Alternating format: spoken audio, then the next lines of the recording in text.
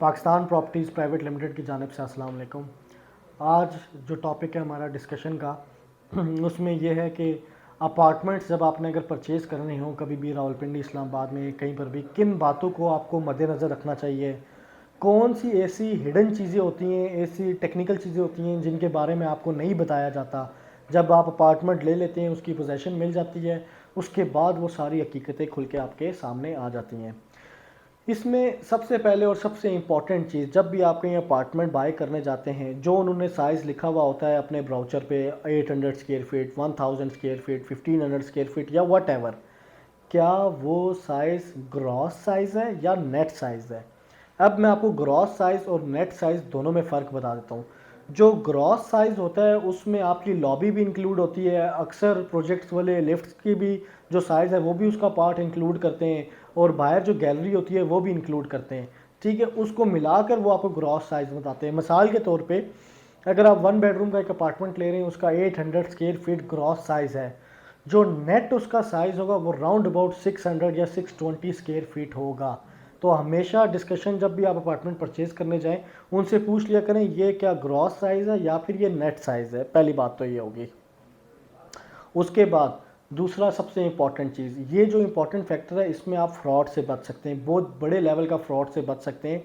अगर आप कहीं पर अपार्टमेंट परचेज़ करने जा रहे हैं डाउन पेमेंट पे, क्या वो अपार्टमेंट आपको सोसाइटी की तरफ से ट्रांसफ़र किया जाएगा या फिर जो उन प्रोजेक्ट के ऑनर होते हैं या डेवलपर होते हैं उनकी तरफ से आपको दिया जाएगा।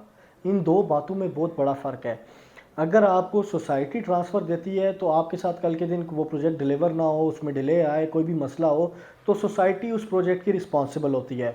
मगर अगर किसी बंदे ने ऐसा अपार्टमेंट परचेज़ किया हुआ है जिसमें डेवलपर जो है या फिर जो उस प्रोजेक्ट के ऑनर हैं, उन्होंने अपने लेटर हेड पर या अपना अलॉटमेंट लेटर उनको दिया हुआ है, उसमें कोई डिले आता है या कुछ आता है, तो जिस एरिया में वो आपका प्रोजेक्ट चल रहा होता है उसमें सोसाइटी रिस्पॉन्सिबल नहीं होती। ज़्यादा कोशिश ये किया करें, जहाँ से भी आप अपार्टमेंट परचेज़ करें वहाँ पर सोसाइटी का ट्रांसफ़र आप लाजमी लिया करें। तीसरी चीज़, अपार्टमेंट लेने से पहले एक बात और याद रहे, जब भी आप अपार्टमेंट परचेज़ करते हैं, अक्सर आप लोगों ने सुना होगा, बल्कि मैक्सिमम लोगों ने ये सुना होगा कि आज आप ये 70 लाख का अपार्टमेंट ले लें, साल बाद ये अपार्टमेंट 1 करोड़ का हो जाएगा या 1.25 करोड़ का हो जाएगा या 2 साल बाद इतने का हो जाएगा। ऐसा हरगिज़ नहीं होता। अपार्टमेंट्स वगैरह की सेल एंड परचेज़ थोड़ी सी स्लो है रावलपिंडी इस्लामाबाद की मार्केट में। अगर आप 70 लाख का अपार्टमेंट ले रहे हैं तो 1 साल में मैक्सिमम 80 या 85 लाख तक जा सकता है।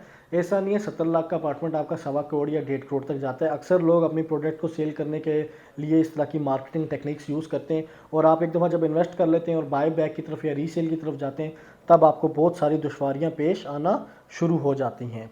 और एक और बात यह भी है कि जो सराउंडिंग्स में जितने प्रोजेक्ट्स बन रहे होते हैं उनकी भी सेल एंड परचेज़ एक दफ़ा चेक कर लिया करें। जो फिजिबल पोजेशनेबल अपार्टमेंट्स हैं उनकी क्या परचेज़ है, पता चले जो फिजिकल अपार्टमेंट है वो 50 लाख का सेल हो रहा है, आपने उसी साइज़ का अपार्टमेंट 65 लाख का किस्तों पे ले लिया है, तो तब भी आपको बहुत बड़ी प्रॉब्लम फेस करना पड़ सकती है। कभी भी जल्दी प्रॉफिट कमाने के लिए एकदम इन्वेस्टमेंट ना किया करें। अपार्टमेंट्स में या कहीं पर किसी भी जगह पे इन्वेस्टमेंट एकदम क्विक ना किया करें। हमेशा सोच समझ के तहम्मुल मिजाजी से उसको आप अपनी इन्वेस्टमेंट को किया करें। प्रीवियस रिकॉर्ड ऑफ डेवलपर, जिधर भी आपने अपार्टमेंट परचेज़ किया, शॉप, ऑफिस, कोई भी चीज़ परचेज़ की है, जो डेवलपर हैं, जो ऑनर हैं उस प्रोजेक्ट के, उनका प्रीवियस रिकॉर्ड कैसा है, क्या उन्होंने कुछ डिलीवर किया है आज तक, अगर डिलीवर किया है तो किस नौइयत का प्रोजेक्ट डिलीवर किया है, और जो प्रोजेक्ट डिलीवर किया है उसमें जो क्वालिटी थी कंस्ट्रक्शन की वो किस लेवल की थी। ये सारी बातें मद्देनज़र रख कर आप इन्वेस्टमेंट किया करें। अगर उन्होंने कोई प्रीवियस प्रोजेक्ट डिलीवर नहीं किया तो इसमें रिस्क फैक्टर ज़्यादा हो जाता है। ये मैं आपको एक इम्पॉर्टेंट चीज़ इसमें बता देता हूँ।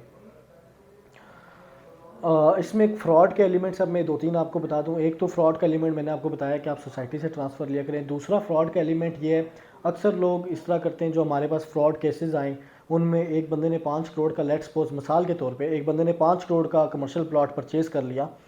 उसने 5 करोड़ का 5 मरले या 10 मरले का प्रोजेक्ट कमर्शियल प्लॉट परचेज़ किया, उस पे मार्केटिंग स्टार्ट कर दी, किसी से 10 लाख उठाया, किसी से 15 लाख, 20 लाख, 30 लाख। कंस्ट्रक्शन करने के बजाय वो लोगों से पैसे उठाते गए। जब उन्होंने 5 करोड़ के प्लॉट की जगह देकर 15 या 20 करोड़ के पैसे उठा लेते हैं, वो पाकिस्तान से स्किप हो जाते हैं या भाग जाते हैं। वो प्रोजेक्ट उधर का उधर ही रह जाता है, वो प्लॉट उधर का उधर ही रह जाता है। याद रहे, कभी भी आप इन्वेस्टमेंट करते हैं, अपने अपार्टमेंट या प्रोजेक्ट को हर 3-4 महीने बाद जाके नज़रसानी कर लिया करें, क्या उधर कंस्ट्रक्शन भी हो रही है या खाली वो पेमेंट्स अभी तक उठाते जा रहे हैं और कंस्ट्रक्शन नहीं कर रहे। ये सबसे इंपॉर्टेंट फैक्टर है, ठीक है। दूसरा फैक्टर फ्रॉड का ये होता है जेवी।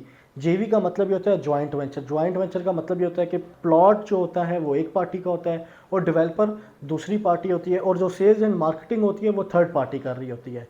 जो सेल्स एंड मार्केटिंग वाली टीम होती है वो सारी प्रोडक्ट को सेल करते रहते हैं, मार्केटिंग करते रहते हैं, और जो वो पेमेंट आधी डेवलपर्स को जा रही होती है, आधी लैंड ओनर को जा रही होती है, आधी सेल्स एंड मार्केटिंग। इन तीनों पार्टीज़ में से किसी एक का भी बीच में क्लैश हो जाए तो उधर ही वो प्रोजेक्ट रुक जाता है और वो फिर बहुत लंबी इन्वेस्टमेंट आपकी हो जाती है। इस बात को हर सूरत आपने मद्देनज़र रखना है कि क्या वो जेवी पर प्लॉट तो नहीं है कंस्ट्रक्शन। जो ऑनर है उसका अपना प्लॉट है और वो खुद इसकी कंस्ट्रक्शन कर रहा है, और कंस्ट्रक्शन में प्रीवियस रिकॉर्ड क्या है। आज ये सब वो बातें जो मैंने आपको बताई हैं अपार्टमेंट से रेलिवेंट, कि अगर आप कहीं पर भी अपार्टमेंट परचेज़ करना चाहते हैं इन सब बातों का ख्याल रखें।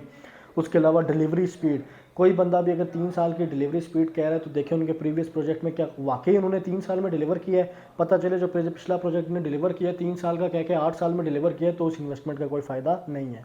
मेरी वीडियो अच्छी लगी हो तो मेरे चैनल को लाइक करें, कमेंट करें, शेयर करें, सब्सक्राइब करें।